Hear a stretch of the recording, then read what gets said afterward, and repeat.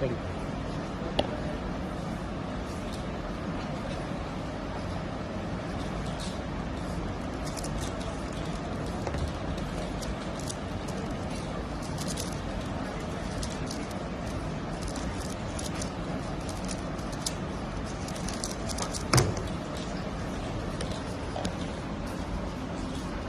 So your cross solution honestly wasn't all that great, and there was definitely a big gap between cross and F12, but that's probably because you just took 5 seconds for inspection.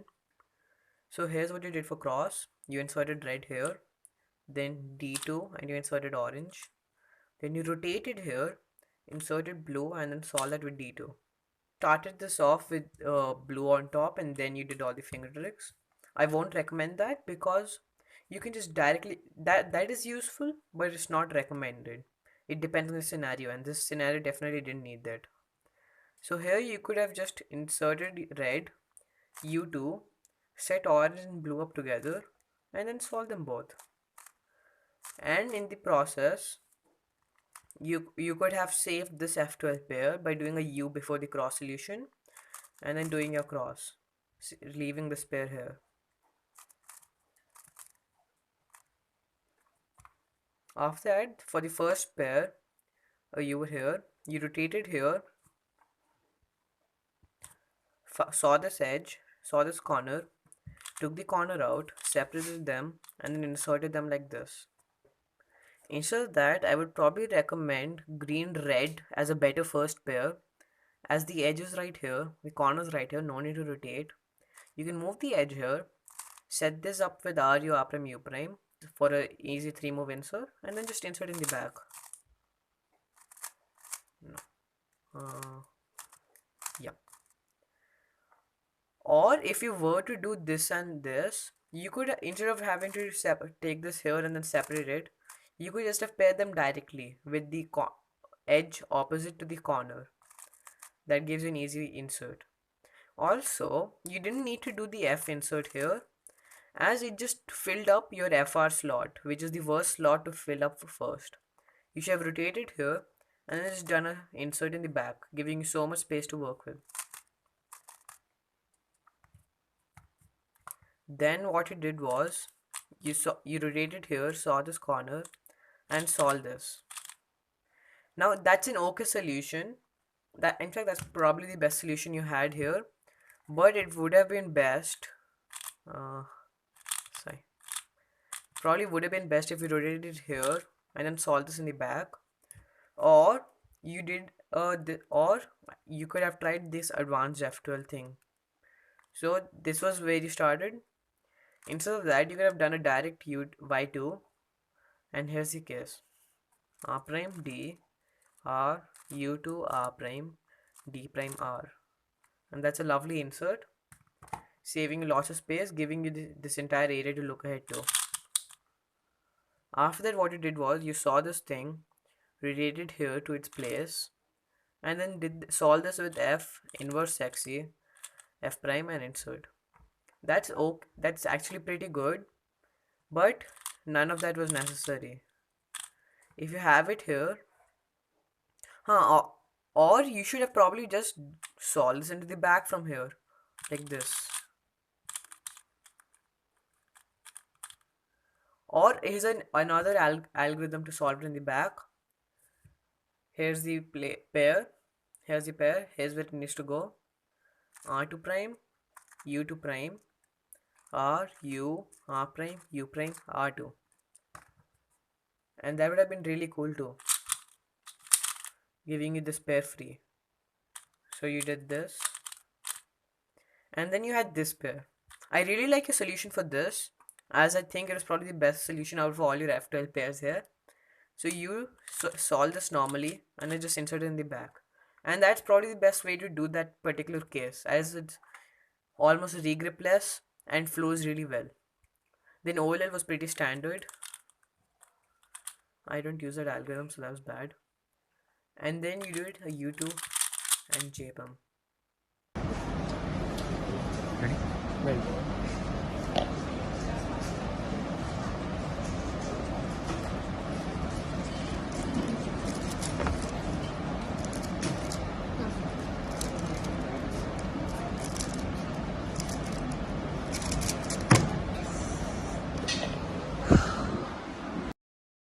this was your best solve of the average, and the turning was pretty smooth, and the cross solution was pretty good too.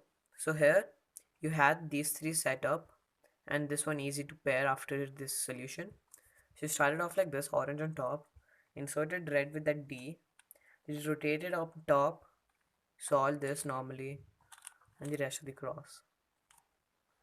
So that was a really good cross solution. But then your first pair was this, and this is probably a good first pair, but I don't like your execution here. What you did was put the corner in, pair these two, rotate here, and insert. What you could have done is rotate here, put these in the back, and solve them like this.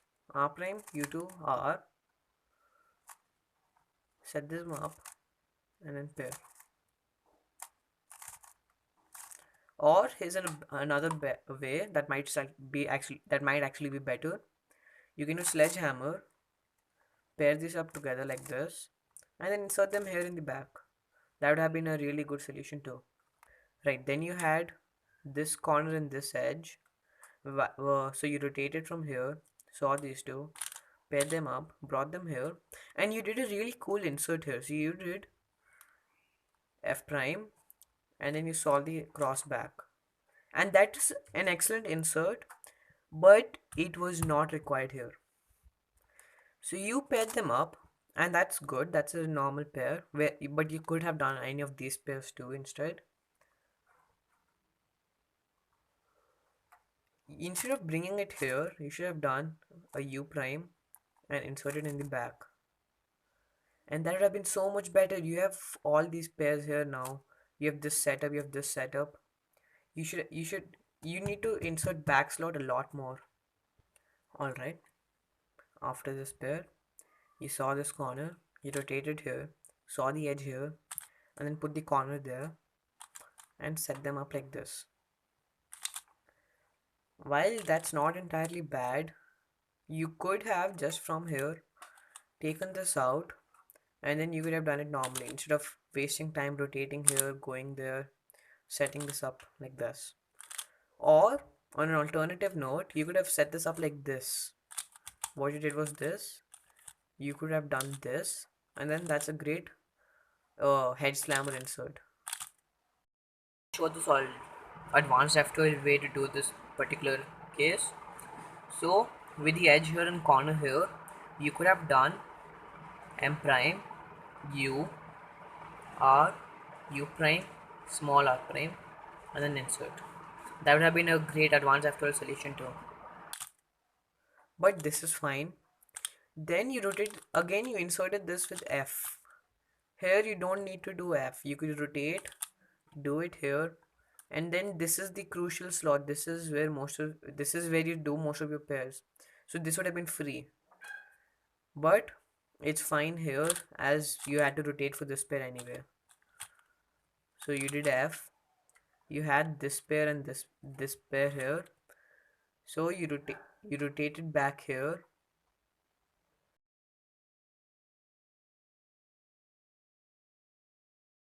And yeah, and then you solve this normally. Standard OLL. And here you had a U-perm, that's a great alg, but you rotated for it. And the rotation by itself isn't bad, but the reason you shouldn't rotate here is because since this is an M-slice alg, if you don't have the U-turns at the end for AUF, people usually tend to DNF or +2 in cases like this. So you should have your U prime AUF, solved it, and then done this to guarantee a DNF-less solve. Ready.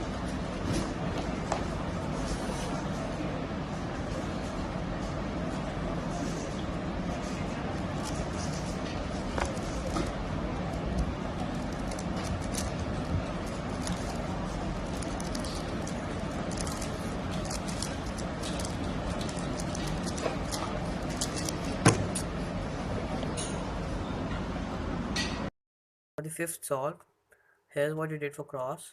You inserted blue here, you inserted orange, you rotated, you did this, and then you did this. and solve the rest. Instead, what you could have done is, if you held it like this, you could have inserted red and green and then have orange and blue ready like this. Or you could have done, yeah, solve orange first. So when blue goes in, red's on top. So then you bring this here with a u prime, small u prime, insert red and insert green. So that's not the best obviously, but then again this wasn't a good cross. You were unlucky here just a little. And this is good, but not accompanied with so many rotations. But this is good. This is how you should generally tackle something like this. Also, instead of doing this, you could have done this so you wouldn't have to do a D later. Just pro tip. So then you solve cross with the final D2. Sorry. Your first pair, you went around looking for pieces. You saw this and you inserted it here. But while you were doing this, you moved these two with you. You should probably have just solved this in the beginning. You should probably have just solved this in the beginning or just taken this out and inserted it here. But while taking this out, you put this in here. You should have just solved this normally or taken this out normally. Or you could have solved this one too. This was a really good case. So this brings me back to cross to F12 transition. That's really important. You need to know what you're going to do right after cross. Even if you just have one piece in mind, you should know what you're going to do after cross. Right, so you took this out, you inserted it here. Then your second pair was, yeah, you rotated here. You saw this corner at the same time. You had this edge, so you inserted like this. That's fine, that's standard. Then you saw this thing, you rotated here, and you did this lefty. While you could have just done this with the F inverse X insert, much faster than rotating, doing it lefty. But that's fine, that's what you did. And you had this final thing left. So, right, here's something you should keep in mind. When you have this flip case here and one edge on top, you should keep the edge to the left and then solve this the way you do. And then you can finish it off with a sledgehammer here. You did this, you got this OLL, which is a nice OLL. Then you got this. Here again, you went like this before doing the J-perm, while you should have just recognized it here and then solved it instead of doing a U3. Okay, that's it for the solve analysis. Let me give you my closing remarks. Here are my closing remarks. You really need to up your inspection game. So far, I don't think you one look crosses, and that's something you should definitely do. So here, for example, I see this edge here, I see this corner, I see this, and I see this. This is relative to its position. These two are just one move away from being relative to their position. So what I can do, I can insert this, do the deep D I need to, and solve these two like I need to. And I have inspected that cross. I don't go into it knowing that, oh, I can do these two pieces, then I can do those two pieces. You should have your cross one look the way you one look your 2x2 solves. Second, it will, once you get that down, once you get your one looked crosses down, it will really help you doing cross plus one. So say you have your cross here, you see that in this cross solution this piece isn't going to move, so you look for its edge. I see its edge here. In my cross solution I'm going to do this, so I know the edge is going to come up here. That's where the edge comes in after my cross, and then I just pair them up. You don't have to be perfect with like cross plus one blindfolded and all. That should be there for cross, but not for cross plus one necessarily. As long as you know where the pieces are going to be relatively and you know what you're going to be doing after cross, you're set. This big gap after cross and during cross isn't going to come. Second, you fumble a lot. you rotate here, you do lots of AUFs looking for pieces. Don't do that. Okay, just practice really slow solves. One sec.